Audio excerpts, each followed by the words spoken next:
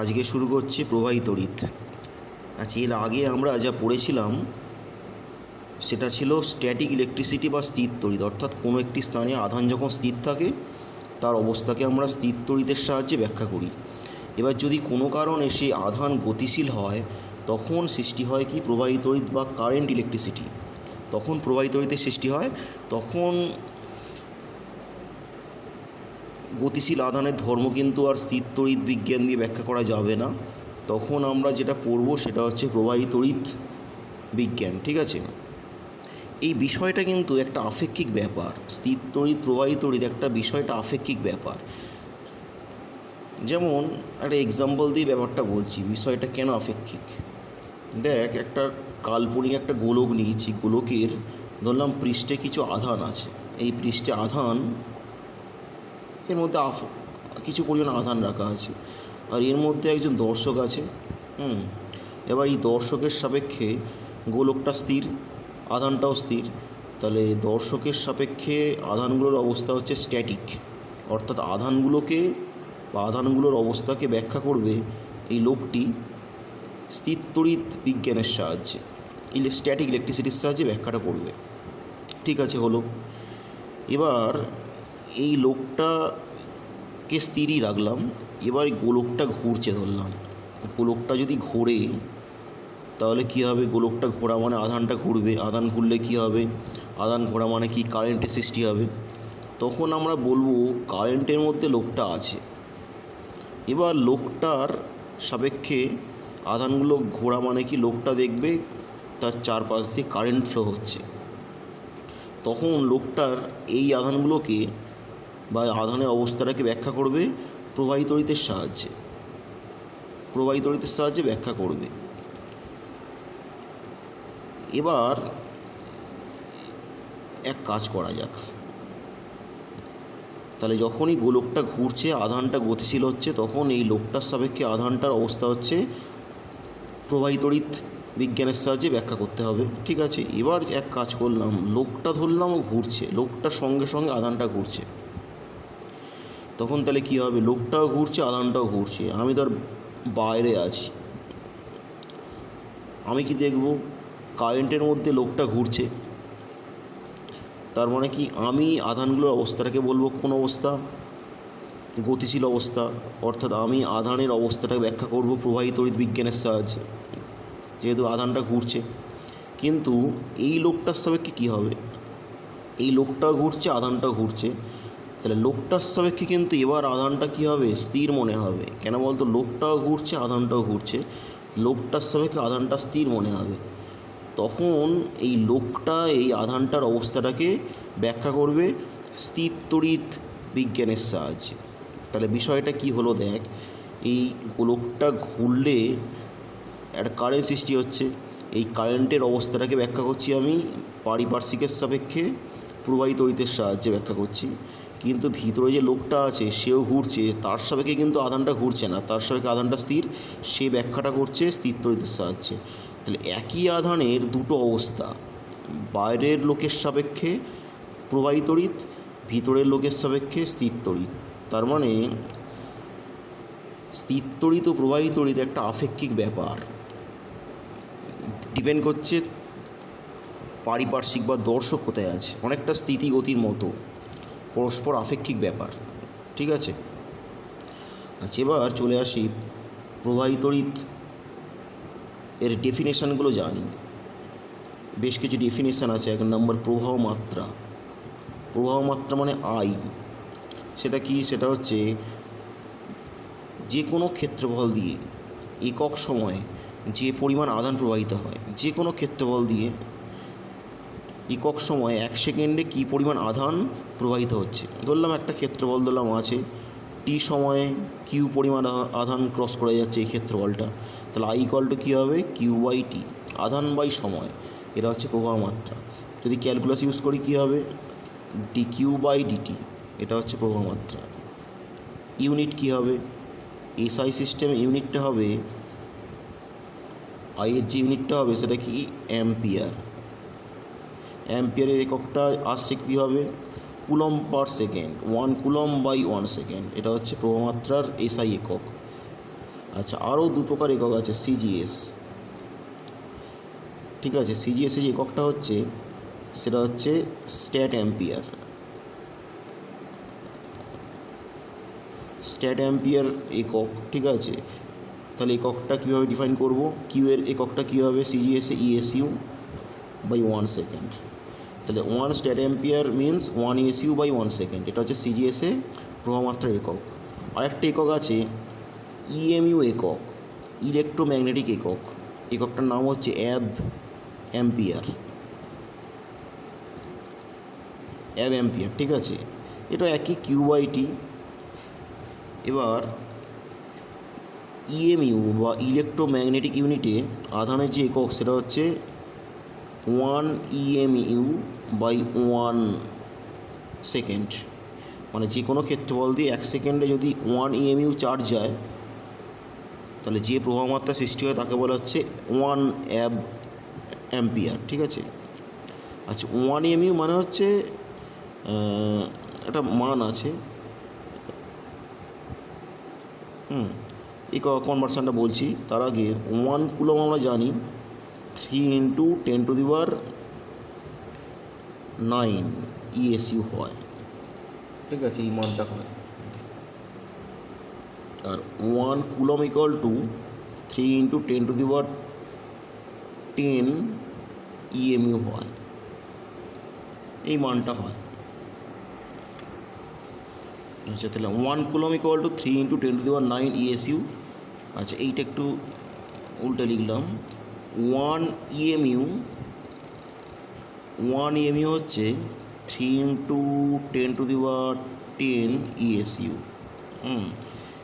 তাহলে 1 electromagnetic unit 1 EMU charge equal to এর সাথে 10 গুণ আছে 3 × 10⁻10 ইএসইউ চার্জ।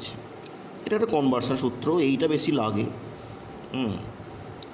তাহলে কারেন্টের 3টে একক অ্যাম্পিয়ার, স্ট্যাট অ্যাম্পিয়ার, অ্যাম্পিয়ার। এইটা খুব একটা লাগে না, আমাদের অ্যাম্পিয়ারটাই বেশি লাগে।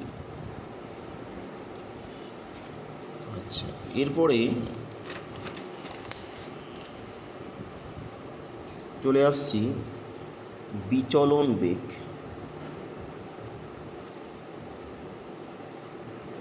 বিচলন বেগ ব্যাপারটা কি?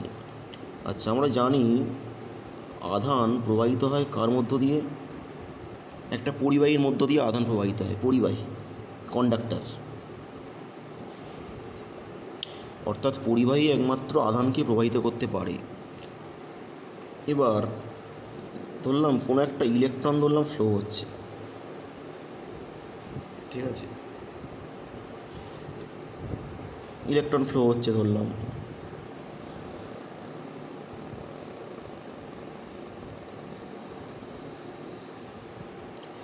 এবার প্রচলিত নিয়ম অনুযায়ী ইলেকট্রনের গতির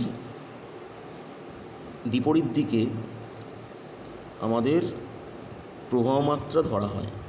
ইলেকট্রনের যে গতি তার বিপরীত দিকে প্রবাহমাত্রা ধরা হয়। ঠিক আছে, যদি এরকম হয় ধনাত্মক আধান ধরলাম গতিশীল হচ্ছে কোনো একটা পরিবাহী দিয়ে, হতেই পারে। ধনাত্মক আধান যেদিকে প্রবাহিত হবে কিন্তু সেই দিকেই প্রবাহমাত্রা ধরা হয়। ইলেকট্রন তো নেগেটিভ, ইলেকট্রনের চার্জ হচ্ছে -1.6 ×10⁻19 কুলম। ইলেকট্রন তো নেগেটিভ, অর্থাৎ ইলেকট্রনের গতির বিপরীত দিকে প্রবাহমাত্রা ধরা হয়। ধনাত্মক আধান ধরলে যেদিকে ধনাত্মক আধান প্রবাহিত হবে সেই দিকে কিন্তু প্রবাহমাত্রা সৃষ্টি হয়। এবার বিষয়টা হচ্ছে এই বিচলন বেগের বিষয়টা আসছে কেন? এখন কোনো একটা ধাতুর মধ্যে যখন ইলেকট্রন প্রবাহিত হচ্ছে তখন এরা কিন্তু ফ্রিলি মুভ করতে পারছে না। ধাতুর মধ্যে অসংখ্য কিন্তু আয়ন আছে, অসংখ্য আয়ন আছে ধাতুর মধ্যে। ধাতুর মধ্যে অসংখ্য আয়ন আছে। ইলেকট্রন ধরলাম গতিশীল হওয়ার জন্য কী দরকার? যেটা দরকার সেটা হচ্ছে ব্যাটারি ইউজ করতে হবে, নাহলে কিন্তু গতিশীল হবে না। তখন কি করতে হবে? ব্যাটারি ইউজ করলাম, এদিকটা প্লাস এদিকটা মাইনাস। প্লাস কী করবে? ইলেকট্রনকে আকর্ষণ করবে। কেন? প্লাস তো ধনাত্মক, মানে ইলেকট্রন নেগেটিভ, তাহলে প্লাস ইলেকট্রনকে আকর্ষণ করবে। তাহলে কী হবে? ইলেকট্রনগুলো কী হবে? এদিক থেকে আস্তে আস্তে প্লাসের দিকে আকৃষ্ট হবে। আচ্ছা, ইলেকট্রনগুলো এখান থেকে ধরলাম যাত্রা শুরু, কোনো একটা ইলেকট্রন ধরলাম এখান থেকে যাত্রা শুরু করছে। এ কী হবে, গতিশীল হয়েই আয়নের সাথে ধাক্কা খাবে। ধাক্কা খেলেই বেগটা কী হবে, হঠাৎ করে শূন্য হয়ে যাবে। তাহলে এখানে উচ্চ বেগ সৃষ্টি হলো, ধাক্কা হলো, ধাক্কার পর বেগটা শূন্য হয়ে গেল। আবার এইখান থেকে আবার বেগ, এইখান থেকে ইলেকট্রন কী হবে, আবার বেগ সৃষ্টি হবে। বেগ সৃষ্টি হবে কী হবে, এখান থেকে বেগটা বেড়ে আবার ম্যাক্সিমাম বেগ হয়ে আবার বেগটা এখানে ধাক্কা খেলে শূন্য হয়ে গেল। তাহলে ম্যাক্সিমাম বেগ, সর্বোচ্চ বেগ কখন পাবে, ধাক্কার ঠিক আগে সর্বোচ্চ বেগ পাবে। ধাক্কা বা কলিশনের পরে, আয়নের সাথে কলিশনের পরে কী হবে, বেগটা শূন্য হবে। আবার আয়নটা টপকে গিয়েই বা আয়নের খুব ধাক্কার পরেই কিন্তু আবার বেগ সৃষ্টি হবে। তারপরে আবার বেগ সৃষ্টি হয়ে উচ্চ বেগ সৃষ্টি হবে, সংঘর্ষ হবে, বেগটা শূন্য হবে। বেগটা শূন্য হলো, স্থির হয়ে গেল। আবার তড়িৎ ক্ষেত্রের জন্য আবার এখান থেকে বেগটা বাড়তে শুরু করবে, বাড়তে শুরু করলো, বেগটা বাড়তে বাড়তে উচ্চ বেগ হলো, বেগটা ধাক্কা খেলো, শূন্য হয়ে গেল। অর্থাৎ বেগটা বাড়ছে, শূন্য হচ্ছে, বাড়ছে, শূন্য হচ্ছে, বাড়ছে, শূন্য হচ্ছে, বাড়ছে, শূন্য হচ্ছে। এই ধাক্কা খেতে খেতে ইলেকট্রনের যে একটা গড় বেগ সৃষ্টি হচ্ছে, সেই গড় বেগটাই হচ্ছে বিচলন বেগ। গ্রাফিক্যালি প্লট করলে দেখতে হচ্ছে, দেখ এদিকে হচ্ছে তোর দূরত্ব, এদিকে হচ্ছে ধরলাম বেগ। এইখান থেকে বেগ বাড়া শুরু হচ্ছে, এইখানে বেগটা ম্যাক্সিমাম হচ্ছে। এইখান থেকে বেগ বাড়া শুরু হচ্ছে, এখানে বেগ ধরলাম শূন্য ছিল, এইখানে বেগটা ম্যাক্সিমাম হলো। তাহলে এইখানে বেগটা ম্যাক্সিমাম হলো, ম্যাক্সিমাম হওয়ার পর কী হবে, ধাক্কা হলো, ধাক্কার ফলে কী হবে, বেগটা শূন্য হয়ে গেল, শূন্য। তার মানে এইখানে ধাক্কাটা হয়েছে, এই দূরত্বে ধাক্কা হয়েছে।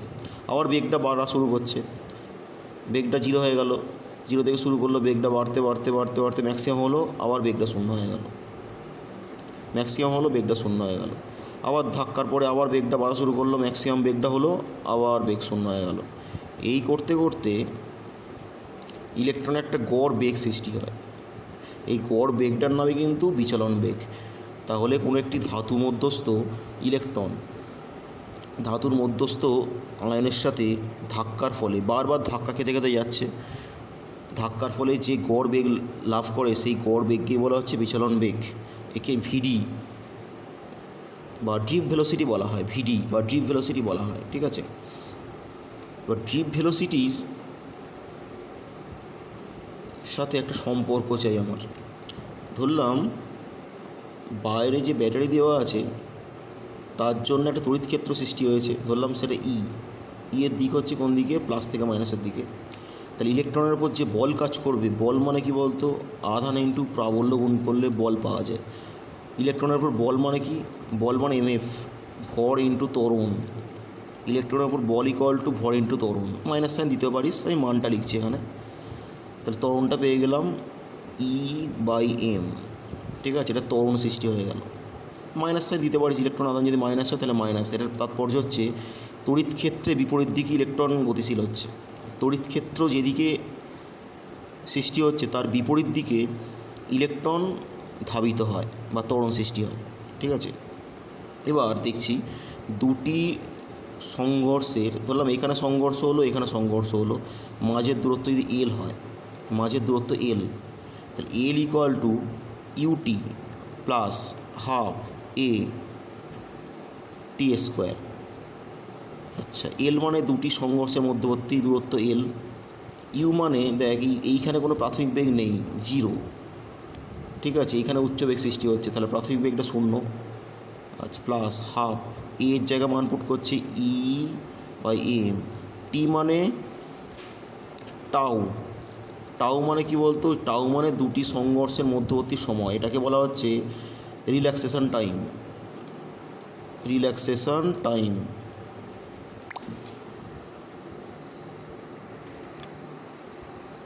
রিল্যাক্সেশন টাইম বলা হচ্ছে, ঠিক আছে, টাউ নাম দেওয়া হচ্ছে। তাহলে এল এর একটা রাশিমালা পেয়ে গেলাম, তাহলে এল ইকুয়াল টু এই একটা সম্পর্ক পেয়ে গেলাম, half E/m into tau square, একটা সম্পর্ক পাওয়া গেল।